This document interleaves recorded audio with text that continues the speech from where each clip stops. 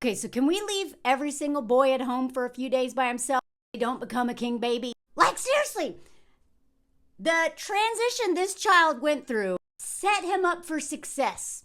To be possibly, if he ever gets married to a woman, to not be a parasite, to not be a king baby, to take care of himself, since so few men seem to understand how to do that. I'm sorry, they understand how, they just refuse to.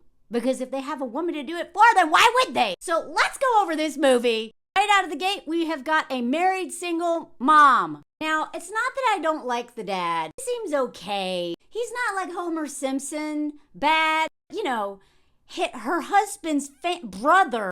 That entire family with all those kids are staying with them. Who do you think did all the preparing for that? Who do you think did all the logistics? She's already got 5 kids. Let's just bring, 5 more over? And the reason why I suspect that this man does not take care of himself the way he should is he's like, hey, did you any chance pick up the voltage adapter thing? No, didn't have time. How am I going to shave in France? Bro, you know they sell those at the airport? Like, this woman is losing her mind having all these people in her house. And he's like, help me pack. I love how she's like, I don't know, grow a goatee. So she's got 2 children bothering her right now. Her husband and her son. Kevin is already like, mom. And you know what? That's okay. Kids do that. You know, men do that too. Hey, where's the charger? I don't know. And he talks to his mom in a way that actually makes me very uncomfortable. I swear, I know that kids talk back to their parents, but I kind of wonder if she would let her daughter talk to her this way. You know, that's the thing. That's my biggest problem with most of parenting right now, is that women have been conditioned to just like coddle our sons. Like, the kid doesn't know how to pack, which is okay. But I don't understand why he didn't know to at least like pick out some clothes, you know? Like, I understand you might need some assistance, but he literally thought all he needed was water and toilet paper. And then he's like, Mom, why don't you get off the phone already? Come and make me. And she's so patient. And by the way, just because I'm child-free doesn't mean I don't know how to handle kids. I was a nanny. I was a teacher for a while, working with all range of kids. So I do know a little bit. And I'm an aunt. Sometimes I'm amazed at the way that mothers let their sons talk to them. Those same mothers never let their daughters talk to them that way. Just saying. Anyway, this woman's taking care of business, and her husband is not helping. She literally is finally like, get him out of here. No, instead of him just being like, oh, my wife is really busy. This kid won't leave her alone. Maybe I should stop asking her a bunch of questions. And also, maybe I should parent right now. Okay, back to the packing thing. This kid lives in a mansion. They're going all the way to Paris for Christmas, and he has never packed a suitcase before. I have a feeling this family is so rich that they go skiing every other weekend in Vail. There's some weird plot holes. Also, his older brothers are trash. Let's talk about older sister syndrome. Like, the first 10 minutes of this movie tell me so much about how boys are raised in this family. Because this kid's like, okay, solve this. He doesn't know how to pack. She's like, so what? Like, she's so over it. She's like, stop coming to me. Tell him he's an idiot. She's got no patience. My guess is that, she is expected to parent all the other kids. Older daughters always have to. Boys don't have to take care of themselves, and even the fathers don't have to take care of themselves. So someone has to step in. Like, look at this. He's like, I'm not an idiot. And she's like, oh, really? You're completely helpless. This is very classic of like the youngest son syndrome. You know how many younger sons I know who are living in their parents' basement or attic still? Because a lot of times, especially with mom, end up babying the youngest son the most. I'm pretty sure this kid's 8. My niece is younger than this kid and can do take care of herself. And the other older sister comes in with the truth bomb right here. It's like, why are you worried? Mom's gonna do it for you. Like she always does. I'm not blaming this just on the mother. Dad is just as irresponsible, if not more so. Because one of the reasons why men end up just doing stuff for their son is because they're overwhelmed. It's just easier to do it for them. And their husbands don't make their lives any easier. Husbands don't set an example how to be independent and take care of yourself. So, you know what? It's just easier to just do it for them. But women know their daughters, have to know how to do this stuff. They have no choice. They have to know because they're going to do it for themselves and probably other men.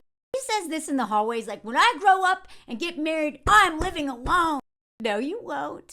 You're on the fast track to king baby, buddy. You don't know how to live alone. You don't know how to be independent. Which is why so many men get married. They don't really want a partner. They literally want a mom who they can also fork, which is so bizarre. This is what young women should be screaming. When and if I get married, I'm still living alone. We'll be neighbors. You take care of your own stuff. I actually know one woman who moved into the basement and cut her husband off until he learned how to take care of himself. Literally separate houses within a household because she was like, I am done, dude. Figure it out.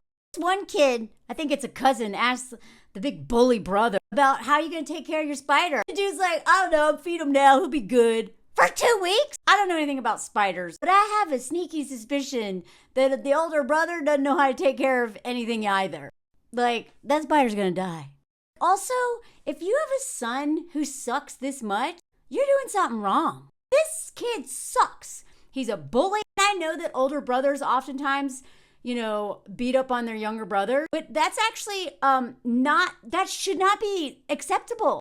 Brothers should be mentoring and loving their younger brothers and their younger siblings in general. And this kid is just a bully. He's just a mean kid. Then this whole thing about the French men, like the way he's talking about French women, I find it really funny, especially living in France. I'm like, wow, is this where I got some of these stereotypes? And the cousin's like, you're weird.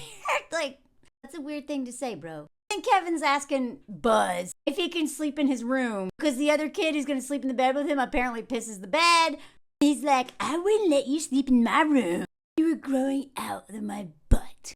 Makes you want to bet not only is this kid going to be a king baby, but he's going to be an abuser. Like, where did these parents go wrong? The other kids seem somewhat balanced, but this kid is the worst. This kid is bullying Kevin, and kids like this, men like that will grow up to be men who are going to be like a Biff who wants a George McFly. And if you don't know what I'm talking about, it's Back to the Future. Now, Kevin is his live-in dork he can, beat up on. He's going to get married one day. And this is the kind of guy who's going to play pranks on his wife. Like, he may not be abusive, but he's going to love making someone feel small. Who might that be? Oh, I know. Someone in his house. Seriously, this stuff starts young. If they don't teach this kid emotional intelligence and how to be kind, instead of just being a jerk for no reason, I'm worried about his future wife, assuming he, is attracted to women. In fact, I would argue that at the end of this movie, Kevin is the most well-adjusted male in the whole movie. This guy, Kevin mentors this old man who won't talk to his kid because he yelled at his son and told him that he doesn't ever want to see him again. And son's like, okay. He's missing his granddaughter's life. He's missing his whole family's life because he's too proud to call because he's afraid. Kevin literally is like straight up therapy on this guy to get him to actually call his family instead of being a lonely old man who shovels snow. Because this dude is completely worthless. No help whatsoever. The pizza boy shows up with 10 pizza. Dad's like, cool, thanks, and doesn't pay him. Look at him eating over here. Hey, honey, the pizza boy needs 120. Go pay him yourself, bro. You walked right past him. Meanwhile, she's making sure everyone drinks milk because she's thinking ahead. Thinking, I don't want to waste all of these resources that we spend our money on, like milk. It'll go bad. She makes out, this woman is 10 steps ahead of every single person in this house. Except her daughter and her niece. Right? Because the next morning, who's in charge of the kid? Niece. Look at that. She's got him in a line, counting. Of course, this prick tries to mess up her count.